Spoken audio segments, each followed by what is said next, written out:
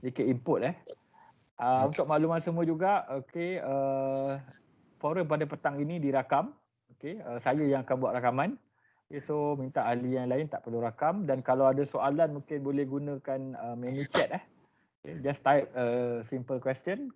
Kalau sempat kita akan go through. Kalau tak sempat, tunggulah forum yang seterusnya. So, jadi tajuk kita pada petang ini adalah apa yang anda perlu tahu selain daripada kelajuan.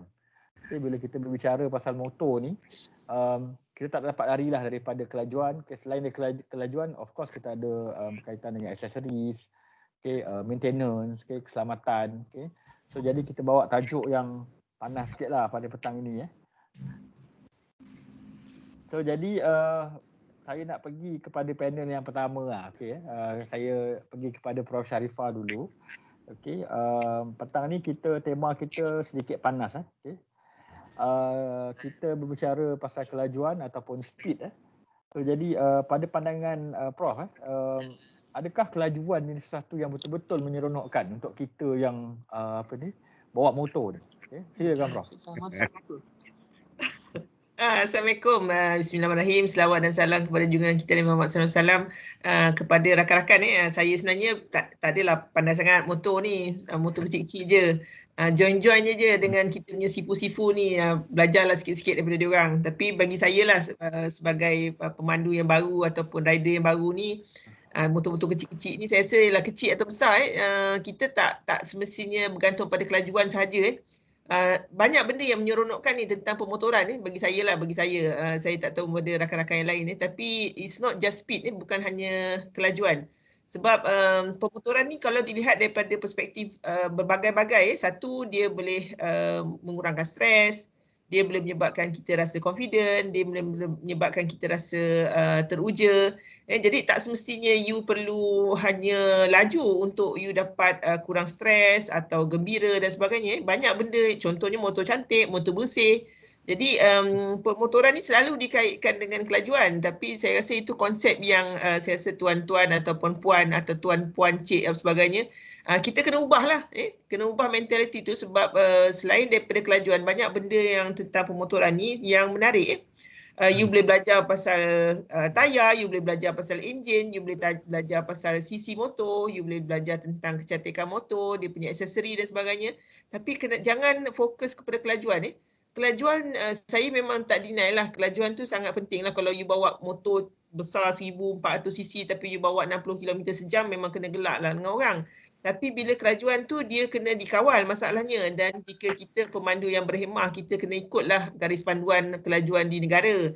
In fact, kalau you memandu di luar negara pun, you kena ikut kelajuan di luar negara. Selagi kena saman dekat sana lebih teruk daripada di dalam Malaysia sendiri. Jadi saya rasa kelajuan tu kena dikawal. You tak boleh ikut perasaan bila memandu, terutama jika motor tu ialah motor-motor besar atau motor superbike atau motor yang sisi besar. Dan saya rasa rakan-rakan sama ada kapcai atau moped pun kena faham lah, walaupun motor kapcai pun boleh laju, dan banyak kan motor kapcai pun kadang-kadang telah diubah, diinovasikan supaya boleh menjadi terlebih laju. Jadi kena hati-hati. Kita jangan ikut kepada kelajuan saja, sebab bagi saya lah kesimpulannya pemotoran tu banyak lagi perkara yang lebih menarik tentang pemotoran dan bukan hanya kelajuan, sebab kelajuan ni sebenarnya berbahaya. Most of the time accident tu berlaku pada kelajuan yang tinggi sebab kita tak boleh handle motor tu, dan kita punya refleks akan berkurang sebab kita tak boleh berhenti dalam masa mencukupi dan kita buat decision ataupun keputusan yang terburu-buru. Contohnya mungkin kita mengelak, jadi kita akan melanggar benda lain dan sebagainya. Jadi kelajuan tu sebenarnya berbahaya. Itu kesimpulan saya lah. Terima kasih. Jadi saya pass kepada rakan-rakan lain. Okey, terima kasih Prof Sharifah. So kelajuan tu seronok, okey. Tapi ada banyak lagi benda lain yang menyeronokkan. Okey, bukanlah kelajuan semata-mata. Jadi saya nak pergi ke Encik Nick. Okey, Encik Nick. Kita selalu dengar orang kata ride fast and safe. Okey, ini biasa Okey, kalau dalam kita berkonvoi ni, okey, ride fast and safe, okey. Laju dan selamat. Okey. So kita nak pandangan Encik Nick lah, adakah ini teori semata-mata ataupun memang benda tu boleh berlaku? Okey. Laju tapi selamat. Kata biar lambat asal selamat kan? Silakan Encik Nick. Okey, terima kasih Dr. Haji, moderator dan juga semua yang ada lah. Kalau ikut nasihat Prof Sharifah tadi, jangan fokus pada kelajuan. Ya. Itu nasihat yang memang baik lah. Sebagai orang awam, ride fast and safe. Saya rasa ini bukan satu falsafah teoretikal yang benar untuk diri kita. Kalau diri saya sendirilah, laju walaupun selamat. Sebenarnya laju ni nak pergi ke mana sebenarnya? Kan? Kita nak ke mana sebenarnya? Jadi kita bawa ikut laju itu lebih baik. Tetapi dalam latihan seperti kepolisan misalnya, ya, kalau trafik, unit tindakan khas, UTK, ketenteraan, unit elit, komando, military police, ya, apa lagi, bomber, sukan pemotoran berdaftar dan sebagainya. Ride fast and safe itu adalah satu falsafah yang didokong oleh mereka, dan mereka melakukan itu dengan latihan dan skill yang tinggi, ya, skill yang tinggi. Tetapi ini bukan satu falsafah yang tepat bagi orang awam seperti kita, ataupun mak motor yang selalunya nak ikut prinsip ride and fast ini. Jadi kita sebagai orang awam, kalau nak buat secara praktikal, ya, nak bawa laju fast and furious macam tu, nak try tu boleh, tapi kena pergi ke Litar, ambil insurans, berlatih di sana. Kalau motocross, ya, itu antara hobi yang saya suka, memang kena bawa laju. Sebab kita nak berlumba, nak racing kan, tapi nak kena ada perlindungan lah, punya insurans dan sebagainya, dan juga riding gears yang bagus. Maknanya kalau nak buat itu mesti dengan kaedah yang betul lah, kaedah yang betul. Dulu kita pernah buat gymkhana kan, dengan gymkhana kita buat tentang halangan-halangan dan sebagainya, perlumbaan, tapi dalam lita yang sempit, dan kita juga kena sign, ya. Maknanya apa-apa berlaku kepada diri kita, kita bertanggungjawab dan tidak menyalahkan pihak lain. Jadi itu jawapan saya secara ringkas lah. Ini bukan falsafah yang betul bagi orang awam, tetapi mungkin bagi pihak-pihak tertentu yang terlibat secara profesional dalam profesion ataupun kerjaya tertentu. Okay. Terima kasih Encik Nick. Okay. So orang kata kena tengok keadaan dan situasi lah. Okay. Okay. Saya nak pergi kepada Dr. Mastor. Ni antara kita kata otak yang berpengalaman lah. Okay. Right. Banyak motor dah dia bawa ni. Okay. Ini saing-saing Datuk ET kita ni. Okay. So jadi Dr. Mastor, kalau kita tengok senario sekarang ni, kemalangan memang dikaitkan dengan kelajuan. Okay. Tetapi ada juga kes yang bawa motor perlahan pun aksiden juga. So jadi so pada setengah orang laju ke pelan ke aksiden tetap terjadi. So mungkin Dr. Mastor boleh ulas sikit kot, adakah kelajuan ni merupakan faktor utama kemalangan? Sebab slow pun aksiden juga kan. Okay. Kita tengah berhenti kat traffic light pun kena juga kan. Okay, silakan. Okay. Terima kasih Dr. Adi. Assalamualaikum warahmatullahi wabarakatuh. Assalamualaikum warahmatullahi wabarakatuh. Para panel sekalian, rakan-rakan biker lah. Jadi memang betul lah kata Dr. Adi tadi, saya memang dah lama jugalah naik motor ni kan. Dan banyak jenis motor juga yang saya dah cuba sebenarnya. Ya. Kalau masa muda lagi memanglah dulu naik motor, pilih motor yang laju. Yang lucu. Tapi naik motor laju ni bukan mestinya cepat sampai. Ya. Jadi ada kalanya kita laju pun sampai dia lebih kurang sama je dengan orang yang tak laju. Ya. Jadi saya cuba beralih sikit lah. Mungkin ramai yang kita pernah dengar ya, perlumbaan antara kura-kura dengan arnab. Jadi rupanya dulu masa kecil-kecil dulu kita dengar cerita tu je, orang ingatkan cerita dongeng kan. Rupanya ada orang test ada satu uji kaji memang buat perlumbaan antara kura-kura dengan arnab. Dekat garisan permulaan tu arnab memang lari laju, tapi lepas tu dia ke tepi kan, dia pergi cari makan lah. Kura-kura dia straight dia betul. Yang menang memang betul kura-kura.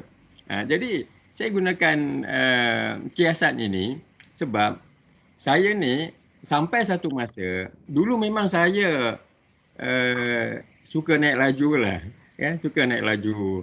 Sebab apa? kononnya untuk dapatkan kepuasan kan. Tapi ada kalanya jalan kita, keadaan jalan kita tidak mengizinkan untuk kita jalan laju sebenarnya. Kemudian sampai satu masa kereta banyak pula. Kereta banyak pula.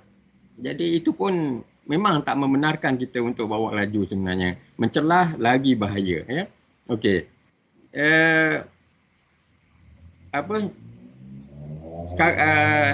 Bila saya dah memilih untuk naik motor yang boleh santai, sebelum tu memang saya naik ZX11, memang dia laju motor tu kan. Tapi saya rasa alamak, saya tak boleh mengawal perasaan saya bila naik motor tu kan. Jadi saya cari motor yang lebih santai katakan lebih santai, touring. Jadi saya cuba berkonvoi dengan kawan-kawan yang naik motor yang laju ini dengan saya. Saya selalu ride duduk kat belakang je lah. Mereka terus ke depan kan. Tapi lepas itu saya kata sejam nanti dia habis dia sejam je ataupun 100 km je dia boleh pergi. Lepas tu dia akan rehat ke tepi. Kan sebab motor tu tunduk kan. Geng-geng saya panggil motor perang. Macam kan tunduk aja. Dia akan pressure kan. Then dia akan ke tepi. Satu sebab minyak dia cepat habis. Dia bila bawa laju ni minyak dia akan cepat habis. Jadi dia akan cari tempat minyak dan isi. Jadi saya yang mengikut dari belakang dalam keadaan saya rasa tak laju jugalah. Kalau 110 orang kata perlahan pula kan. Jadi kereta motor kita ni lebih kurang saya selalu bawa 15, 16 gitu selesa. Kalau 112 tu saya rasa alamak nanti betul lah Profesor kata tadi kena gelak orang pula kan. Jadi saya bawa ke dalam keadaan yang saya rasa selesa. Saya dalam keadaan saya selesa. Kemudian orang tu dia isi minyak tak habis pun saya dah boleh sampai dah. Daripada situ saya menilai balik. Perlukah kita laju? Ketika kita berada di jalan raya. Jadi untuk saya nilaikan balik. So saya fikir okeylah. Saya rasa tak perlu laju sebenarnya. Tapi kita janganlah perlahan pula kan. Jangan kita perlahan. Fast tadi saya tertarik perkataan fast tu bukan maksudnya laju kan. Maknanya kita jalan cepatlah. Jangan jalan cepat. Jangan jalan perlahan duduk belah kanan, merahlah orang kan. Jadi kita jalan dalam keadaan yang kita rasa selesa. Diri kita rasa selesa, okey, kita bawa dalam kelajuan yang kita rasa selesa. Sebab tadi soalan dia halangan. Prof. Sarifah kata tadi pun sebab masa kita bawa sebenarnya kita kena fokus ke depan. Apa yang akan berlaku ke depan. Masa kita bawa mesin ni, bawa motor kita ni, kita kena pastikan kereta kat depan tu akan buat apa. Kadang tu dia akan potong line pun dia tak bagi signal. Jadi kita kena expect apa yang akan berlaku di hadapan kita. Kalau ada junction, kita kena expect akan ada kereta keluar. Kalau kereta yang bawanya buang aja kereta lama ni kita tahu dah. Dia akan slow. Dia akan slow. Jadi orang bawa kereta slow ni kadang tu dia mengganggu kita. Jadi kita kena melihat apa yang akan berlaku, apa yang bakal berlaku di hadapan kita. Okey. Jadi banyak faktor yang boleh menyebabkan kemalangan. Satu, keadaan jalan. Keadaan jalan kita. Kadang tu kita corner ada pasir. Memang saya pun pernah jatuh, corner ada pasir. dia nampak macam mana kan, kita bukannya laju sangat pun, tapi ada pasir dah kita jatuh. Tak apalah, kita bangun balik lah. Ya, bangun balik. Kemudian ada kalanya dekat tol, ya, ini saya bercakap ni atas pengalaman saya sendiri, dekat tol Bangi tu aja kan. Kan ada kita motor, kita ambil jalan tepi dekat tol kan. Tiba-tiba saya duduk kat lane motor, ada satu kereta, dia terus simpat ke tepi. Ke kiri, ya. Dia nak ambil anak dia kat tepi tu. Dah mengganggu kita. Kita terpaksa mengelak. Bila kita mengelak, kan, dalam tahulah apa berlaku. Saya duduk fikir daripada saya bank dia, baik saya baringkan motor saya. Motor saya slide. Tak kena dia. Ya, saya selalu berfikir itu. Tapi masa saya bawa motor ni, memang dah jadi etika saya akan pakai full suit, full gear. Sebab kita tak tahu apa yang bakal berlaku. Kan? Bila kita jatuh, yang rosak gear kita je lah kan. Baju, seluar, glove, kan? Ataupun motor kita rosak. Tak apalah, boleh baiki balik. Kan? Baju ikat koyak bolehlah cari balik kan. Jadi saya terfikir kalaulah kita tak pakai proper riding gear, kan, dengan lutut kita, ada juga lah orang tengok, kalau ada siapa-siapa yang biasa, kalau saya ride saya akan cover lutut saya akan pakai. Sebab saya dah biasa macam tu. Kemudian pengalaman saya yang memang memang saya takkan lupakan, bila saya bawa dekat highway, tiba-tiba satu lori terus dia keluar. Saya dekat lane tengah, mungkin dia nak mengelak, ya, dia terus keluar, saya tak sempat nak elak. Itu pengalaman yang memang saya tak akan lupakan. Jadi maksudnya perkara-perkara ni yang di luar expectation kita. Di luar jangkauan kita kan. Macam saya cakap tadi, kita kena predict, kita kena lihat apa yang bakal berlaku di hadapan kita. Tapi tiba-tiba je dia tak ada signal, zup dia keluar terus. Alamak. Jadi macam tu lah, kita banyak perkara-perkara yang kita tak sedar semua. Betul tadi. Yeah? Betul. Betul. So, itulah. Terima kasih Dr. Mastor perkongsian panjang lebar. Okay. Right.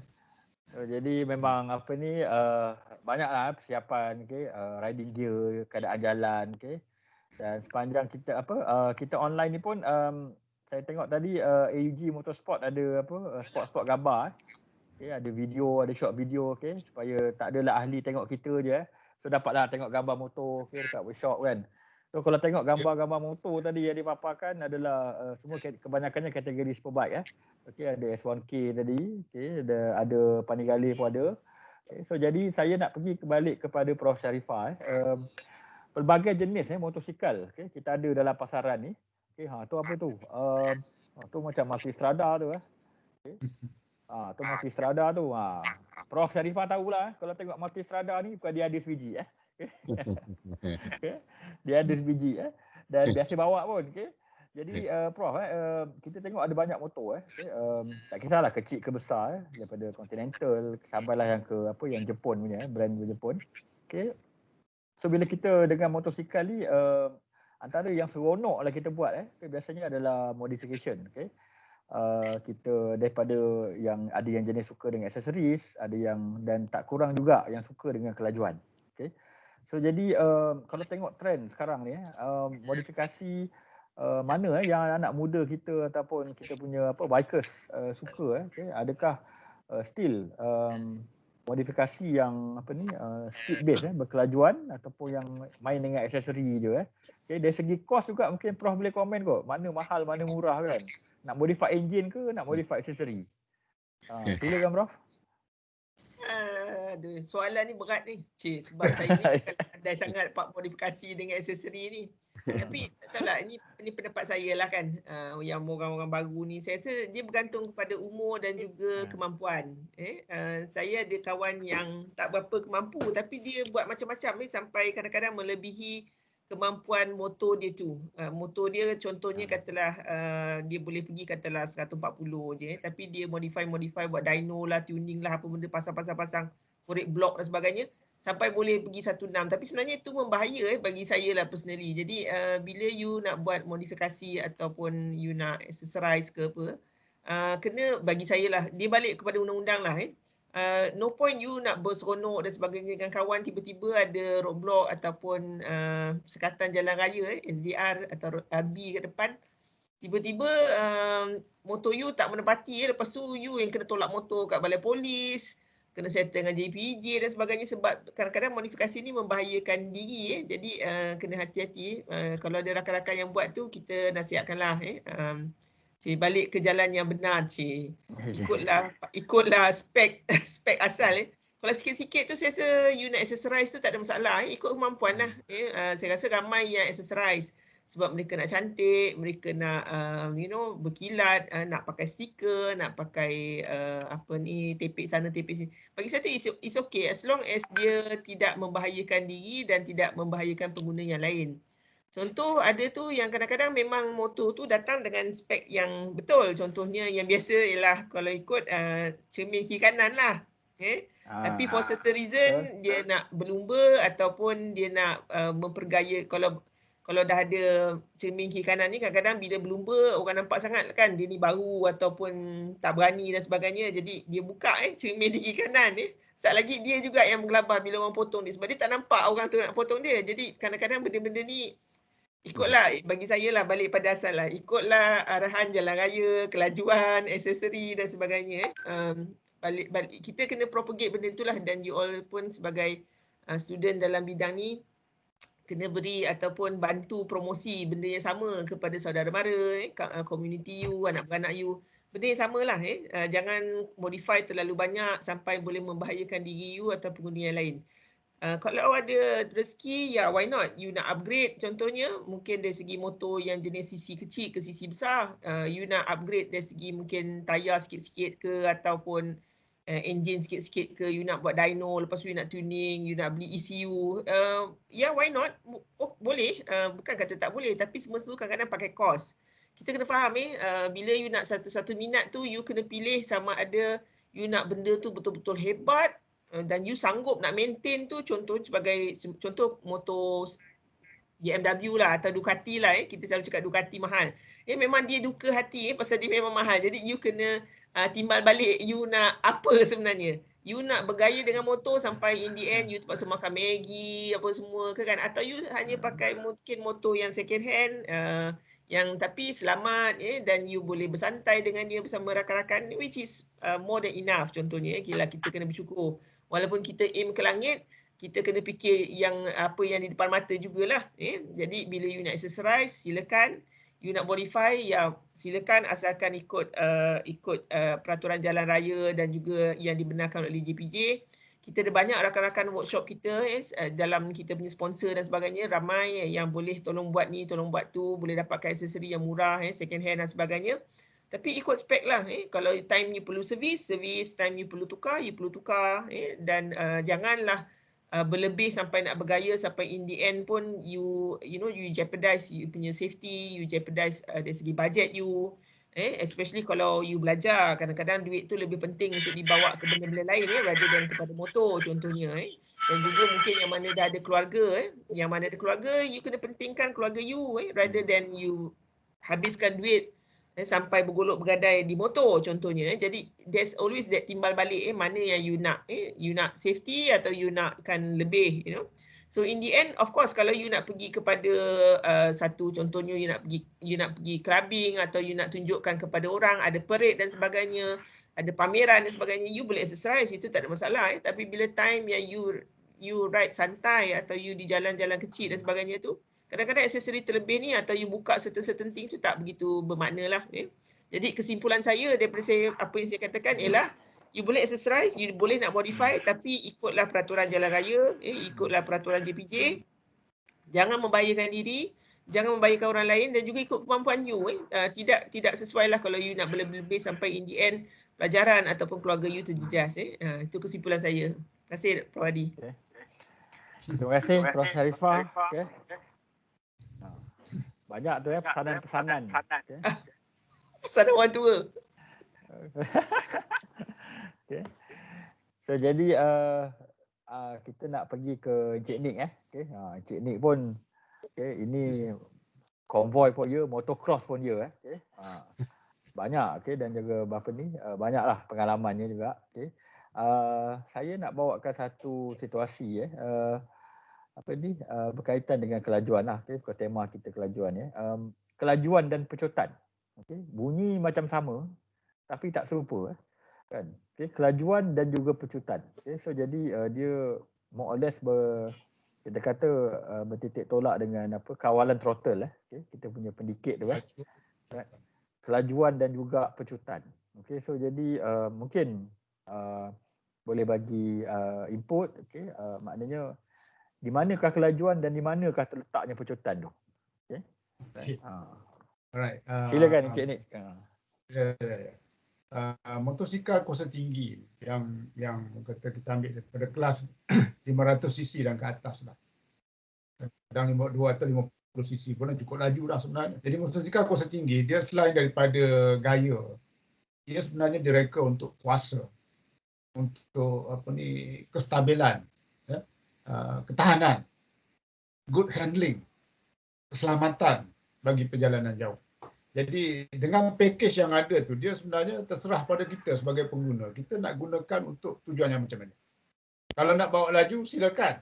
Tapi tengok persekitaran jugalah sebagaimana yang disebut oleh Dr. Mastor tadi. Kalau kita mengkaji saranan yang dibuat oleh MIROS sebagai contoh hasil dapatan kajian oleh MIROS, Institut Keselamatan Jalan Raya Malaysia. Punca kemalangan jalan raya ni ada 3 aja yang besarnya. Faktor manusia, faktor faktor kenderaan dan satu lagi adalah faktor kejuruteraan. Kejuruteraan termasuklah jalan raya, keadaan jalan raya dan sebagainya. Faktor persekitaran itu merangkumi cuaca, keadaan jalan, penunggang di waktu siang lain, waktu malamnya lain, waktu hujan lain, waktu panas lain, gurun lain. Dan satu lagi adalah faktor manusia. Faktor manusia adalah faktor yang paling besar sekali. 70 ke 90% kejadian kemalangan yang berlaku dalam negara kita ni berpunca daripada faktor manusia. Kan? Sebab manusia itulah yang mengendalikan vehicle kenderaan dan juga yang mengawal keadaan motosikalnya di dalam persekitaran yang kita gunakan. Jadi itu kena kalau nak buat laju boleh tapi kena pertimbangkan keadaan-keadaan itu dan juga selain daripada peraturan yang ditetapkan oleh kerajaan lah. Hal laju yang telah ditetapkan 120. Tentang perkara ini, kalau balik kepada soalan yang pertama tadi pun Dr. ditanya kelajuan itu seronok atau tidak. Saya suka juga nak tanya kan. Sebenarnya especially dalam kalangan yang mempunyai motosikal kuasa tinggi ni, berapa ramai yang tak bawa laju? Yang tak bawa melebihi had laju kebangsaan 110 km sejam. Kalau kita buat ikhlas menjawabnya, sudah tentulah jawapannya ramai yang akan bawa lebih daripada hal laju yang telah ditetapkan. Tapi kalau nak bawa laju pun kena tengok 3 elemen yang saya kata tadi, faktor manusia, faktor persekitaran, faktor kejuruteraan. Kan? Kalau nak bawa laju, tengoklah keadaan lebuh raya ke jalan raya. Kalau di jalan raya, di kawasan sesak, di kawasan bandar, janganlah bawa laju.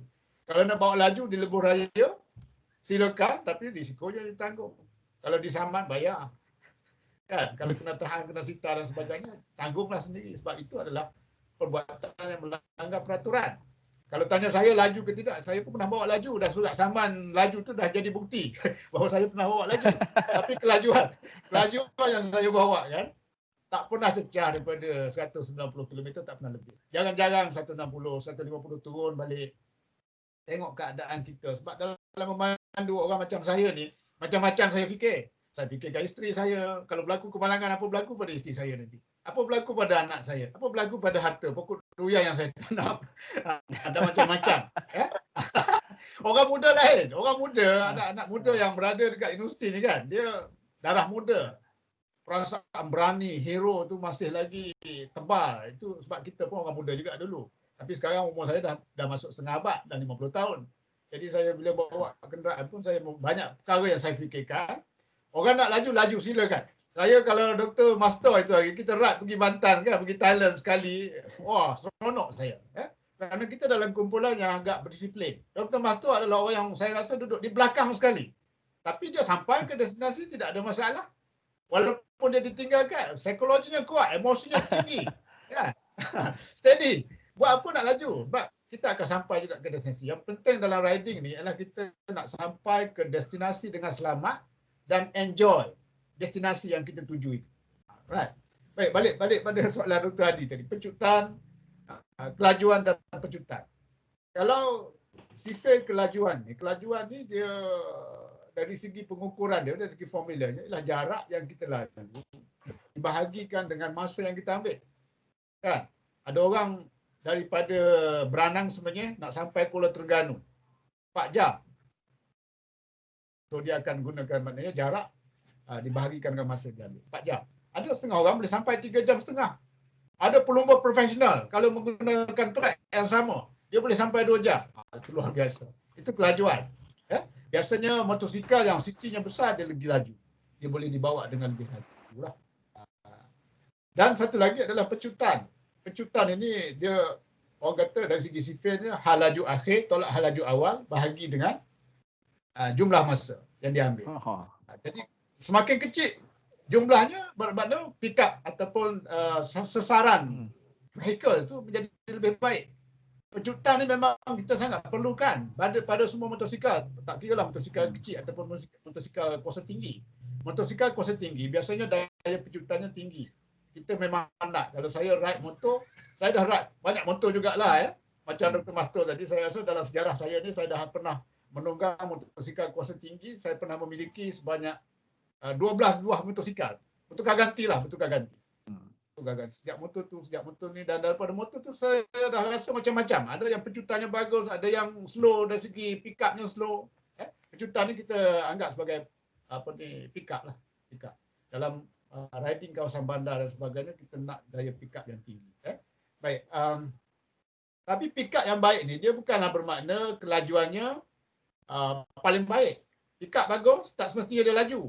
Pick up-nya bagus, tapi kelajuannya mungkin tak setara dengan setengah-setengah motosikal yang lain. Jadi, yang mana kita nak kawal throttle? Ini nak kawal throttle ni kan. Bawa motor ni saya rasa dia kena ada perasaan dan kena ada kekuatan emosi yang mengawal diri supaya kita membawa motosikal ini dengan kelajuan yang betul dan dengan cara yang betul. Dengan cara yang betul, kelajuan yang betul dengan cara yang betul. Nak bawa laju saya kata silakan, tapi cara yang betul, kaedah yang betul, skill yang betul, dan juga keadaan persekitaran, environment, keadaan kenderaan tu pun penting juga. Motosikal besar dengan motosikal kecil tak boleh disamakan dari segi brake angin, berat, saiz dan sebagainya, momentum dia.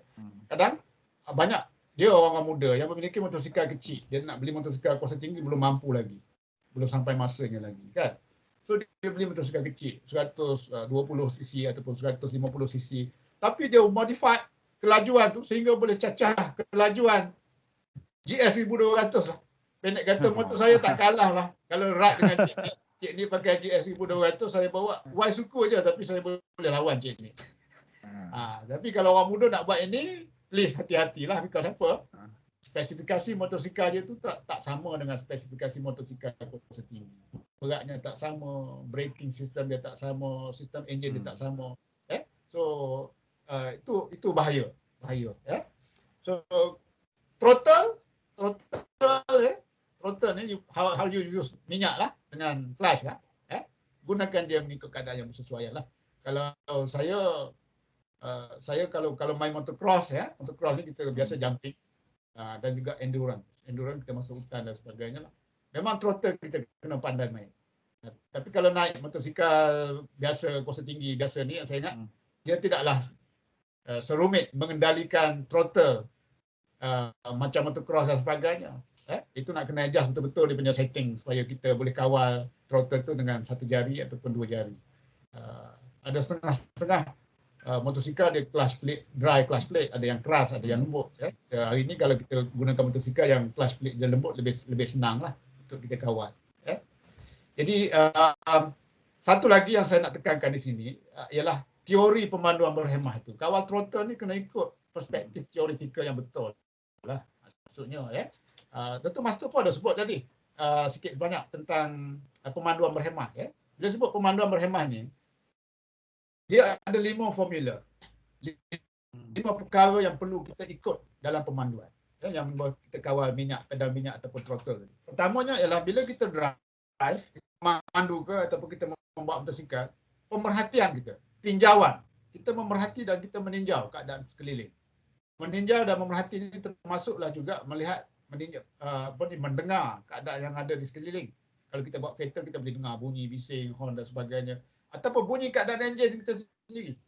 Bunyi itu enjin ni menandakan ada masalah dengan enjin dan sebagainya. So, you boleh kurangkan kelajuan ataupun kawal pedal minyak throttle itu ikut keadaan yang ada itu satu. Yang kedua mendengar. Dia meninjau, memerhati. Yang kedua mendengar. Mendengar itu saja saya masukkan tadi. Itu menggunakan diri rasa kita lah.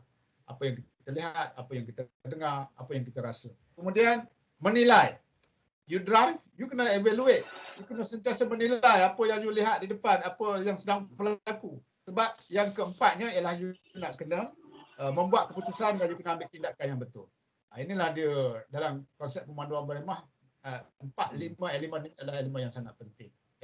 Dalam pemanduan berhemah ni kita nak apa kadang-kadang kemalangan tak boleh dielak, dia tetap berlaku. Tetapi apa yang cuba kita nak capai ialah bila berlaku kemalangan, risiko maut itu dapat dikurangkan.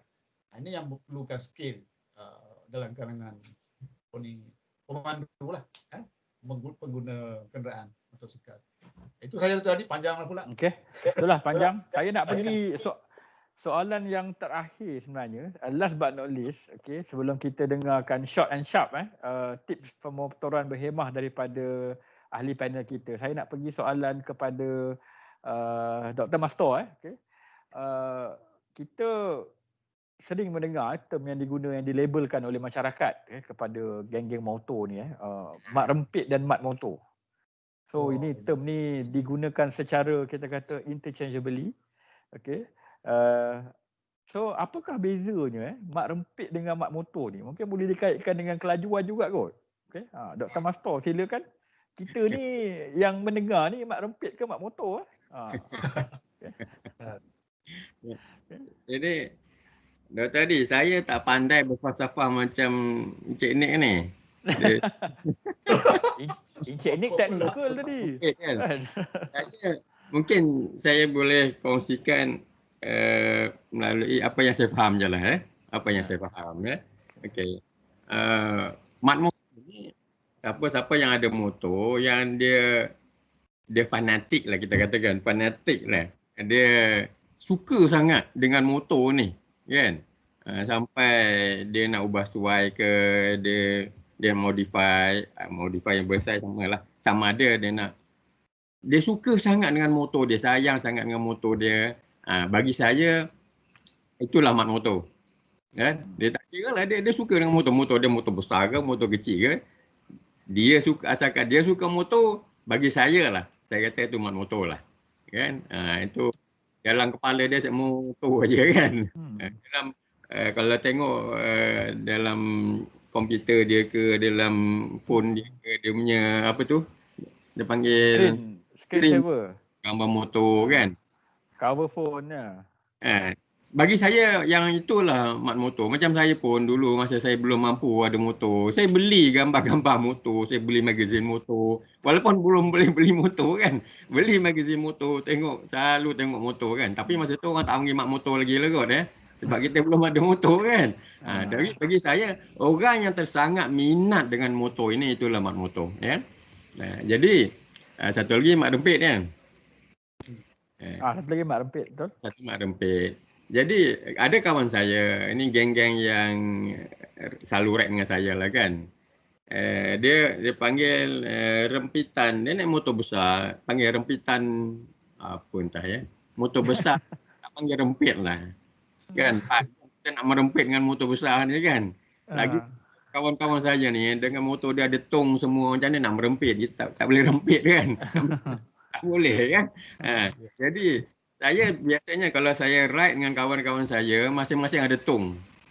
motor dia ada tong, maknanya mereka tak merempit lah tadi. Ya. Itu biasanya mereka akan bawa berhemah. Lagi kalau saya suka juga bila kawan-kawan ada ajak darling ride. Kan ajak darling ride. Biasanya bila ada event darling ride, selalunya memang sangat berhemah.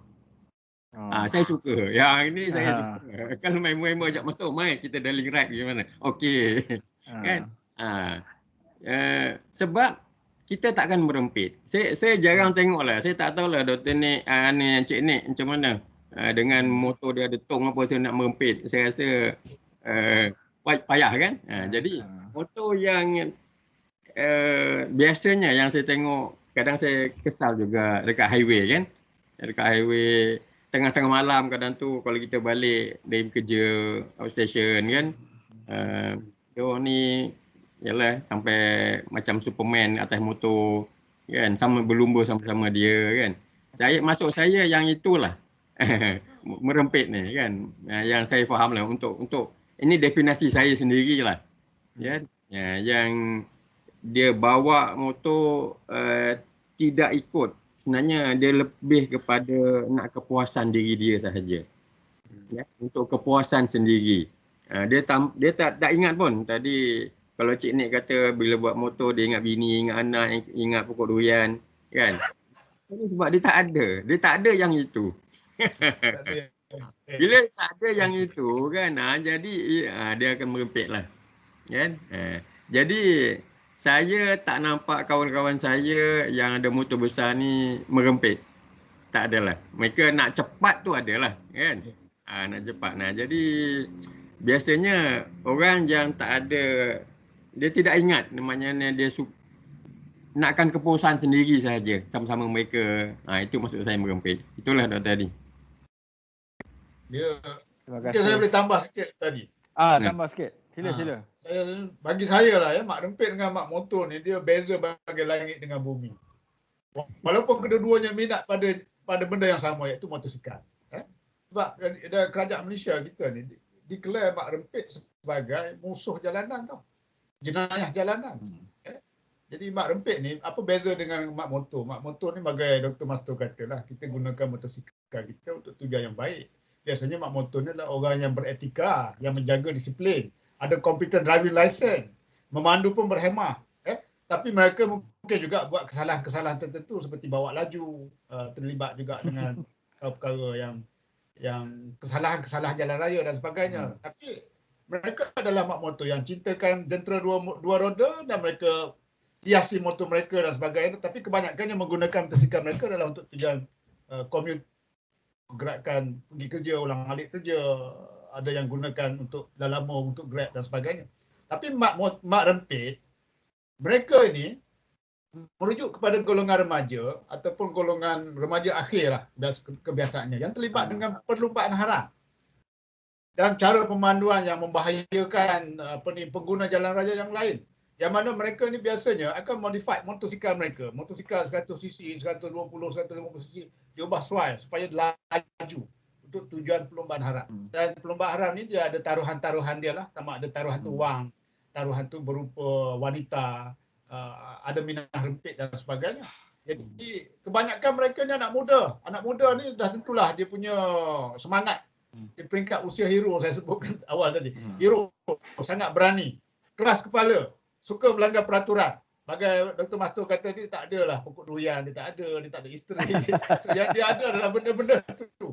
Kan, kepuasan diri yang dia kejar tadi. Jadi kebanyakan mereka ni akan menjalankan aktiviti berlumba haram di dalam taman perumahan, di bandar-bandar dan sebagainya. Kat taman saya di Semenyih ni pun banyak Tapi lately dah terkawal sikit. Sebab ada rush daripada polis pada waktu malam dan sebagainya. Mereka akan berlumba. Jadi itu adalah, saya rasa perbezaan besar mak motor dengan mak rempit. Dan kita ni adalah golongan mak motor. Saya tak declare diri saya mak rempit. Walaupun saya bawa laju, because laju bukanlah bermakna rempit. Rempit tu orang terlibat dengan package tadi. Package perlumbaan haram, terlibat dengan jenayah. Kadang-kadang mereka dalam kumpulan yang besar, mereka dah mula terlibat dengan something gangsterism dan sebagainya. So kita berbeza kalau UK bikers ni, jauh lah kita tak ingat lagi kita mak rempit. Kan? Kita buat banyak kerja-kerja amal, kerja-kerja kebaikan, kita menjamu silaturahim sampai jauh pergi ke Thailand pun untuk kerja-kerja amal, kerja-kerja yang baik.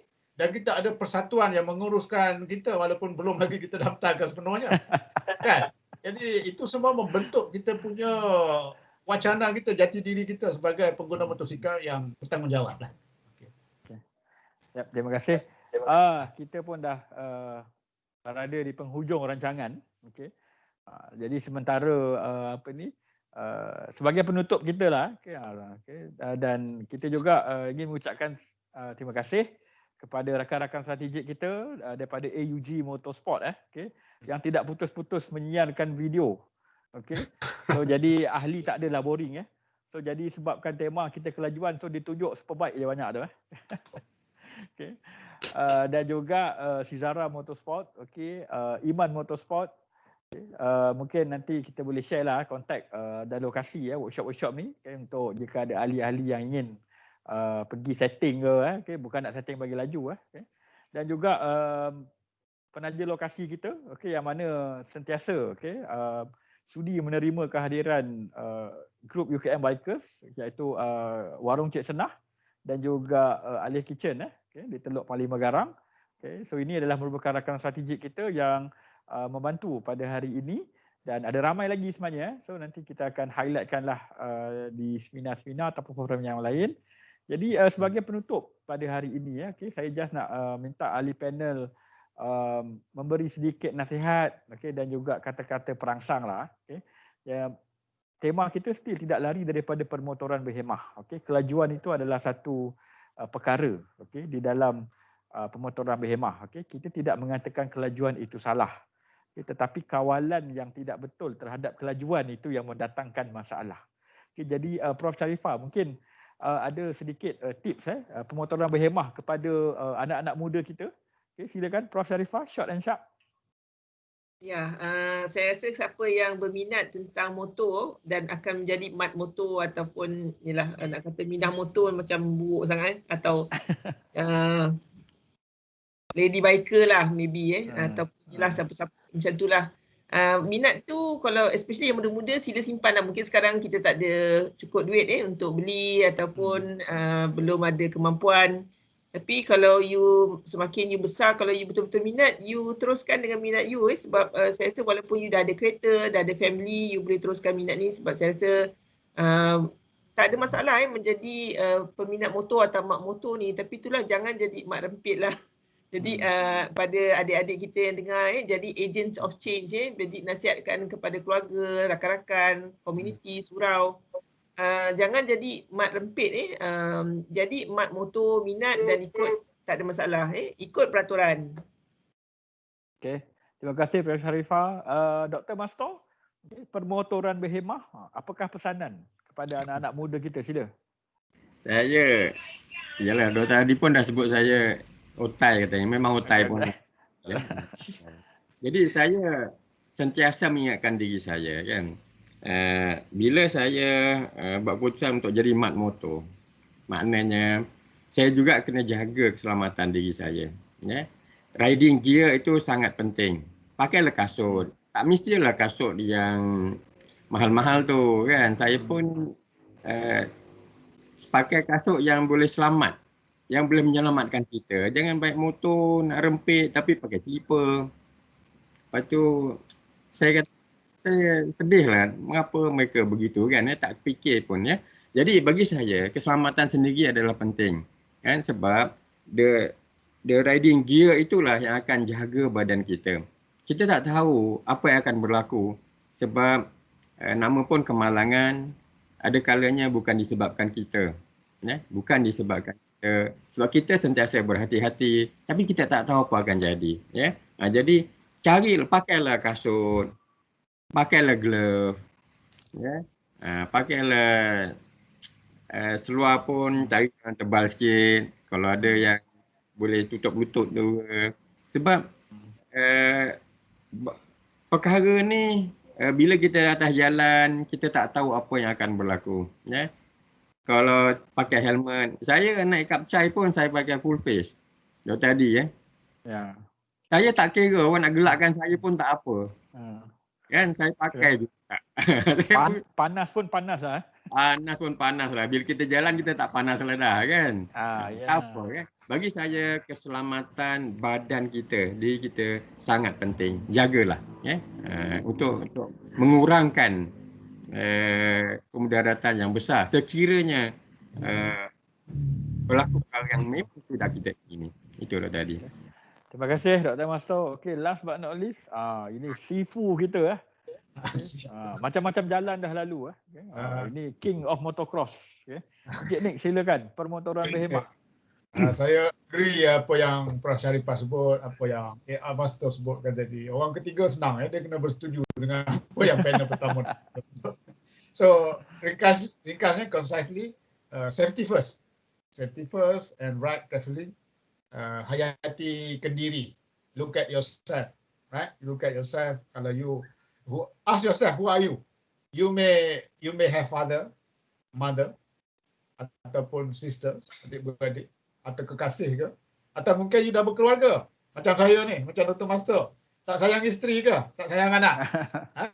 Atau masih sedang belajar? Kalau sedang belajar pun kena lihat diri kita ni siapa. Ya? Jadi kalau kita mandulah dengan berhemah. Yang penting sekali saya nak sebut sini, kalau mati sebab berlumba, ibarat membunuh diri. Bunuh diri tak masuk syurga bang. Jadi itu petua memandu berhemah. Kerana itu kalau kita nak memandu, pastikan diri kita bersedia untuk memandu dan mematuhi peraturan jalan raya lah. Kalau nak ride fast pun tengok keadaan, amalkan pemanduan selamat. Ya? Memerhati, mendengar, membuat keputusan dan bertindak dengan betul. Ya?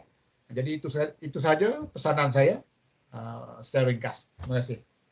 Okey, terima kasih Encik Nick. Okey, dan bagi pihak penganjur pelajar-pelajar khusus Citra Seni Konvoi Bermotosikal Universiti Kebangsaan Malaysia, sekali lagi kita ucapkan terima kasih kepada barisan panel kita yang sebenarnya merupakan tenaga pengajar juga, Prof. Sharifah Izzat daripada Fakulti Perubatan, arkitek Dr. Masto Surat daripada Fakulti Kejuruteraan dan Alam Bina, dan Encik Nick Hairi Omar daripada Fakulti Sains Sosial dan Kemanusiaan. Latar belakang kita berbeza-beza tetapi mempunyai minat yang mendalam, minat yang sama terhadap dua roda. Jadi kita juga ingin mengucapkan terima kasih di atas kesediaan dan kelapangan masa oleh para pelajar sekalian. Saya rasa penuh skrin ni. Minta maaf kita tak sempat nak bersoal jawab sebab dah masuk waktu maghrib. Dan terima kasih juga buat rakan-rakan bikers yang join pada hari ini. Sesi ini telah dirakamkan dan kita akan share nanti rakaman untuk kita ambil iktibar dan juga pengajaran. Sesi forum ni sebenarnya merupakan ingatan jugalah kepada kita, agar kita saling mengingati dan saling bertegur terhadap semua perbuatan dan juga perlakuan kita di jalan raya. Semoga forum ini dapat membantu menyuntik kesedaran supaya berhati-hati di jalan raya dan jadilah penunggang yang berhemah. Di kesempatan ini juga kita ucapkan terima kasih di atas kesetiaan AUG Motorsport yang sentiasa membuat live walaupun suara tak keluar tapi video tetap dimainkan, so tak adalah boring. Kalau boring tengok muka panel ke muka saya ke, bolehlah tengok motor tu. Terima kasih dan insya-Allah selepas ini kita akan bersiaran di lokasi penaja-penaja lokasi kita, mungkin di warung Cik Senah dan juga Alif Kitchen. Dan terima kasih kepada rakan-rakan strategik kita yang terlibat pada kali ini dan rakan-rakan strategik kita yang sentiasa menyokong UKM Bikers. Jadi dengan tip ringkas mudah dan padat daripada panel kita berkaitan dengan permotoran berhemah tadi. Jadi kita tangguhkan dulu forum kita pada kali ini. Yang pertama seumpamanya. So kita insya-Allah kita akan susun lagi forum-forum selepas ini seperti yang disebut oleh Prof. Sharifah. Kita biarlah menjadi agent of change. Bukanlah hanya menjadi king. Yang jadi king di jalanan saja. Jadi bila nampak Encik Nick tunjuk kamera tu, saya mohon untuk ahli-ahli para pelajar mungkin boleh on kamera sekejap.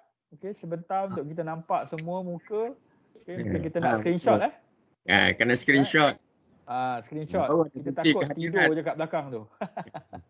Baru ada bukti kehadiran. Bagus juga ni. Mengingatkan. nampak kamera baru tadi ya. Mungkin boleh on kamera. Tunjuk muka semua. Tunjuk muka semua. Barulah nampak dia ni. Inilah bikers kita. Saya nampak orang je yang bercakap. Okey. Okey. So, sorry siapa nak lah ambil gambar? pelajar sekalian. Saya tak pernah bersempatan untuk pergi ke kuliah. Dr. Hadi dengan Prof. Sharifah dan Anwar Master saja. So itu yang kita buat forum tu, kalau saya rasa kalau kita buat kuliah seorang-seorang nanti dia boring. Okay, so kita buat sekali 3. So insyaAllah kita akan line up lagi dengan keahlian panel daripada rakan-rakan bikers kita. Okay, jadi sekali lagi terima kasih daripada pihak penganjur kepada ahli panel dan juga rakan-rakan strategik kita. Okay, dan kita akhiri forum kita pada hari ini dengan tasbih kifarah dan suratul as. Okay, dan salam maghrib kepada semua. Assalamualaikum warahmatullahi wabarakatuh. Waalaikumsalam. Terima kasih.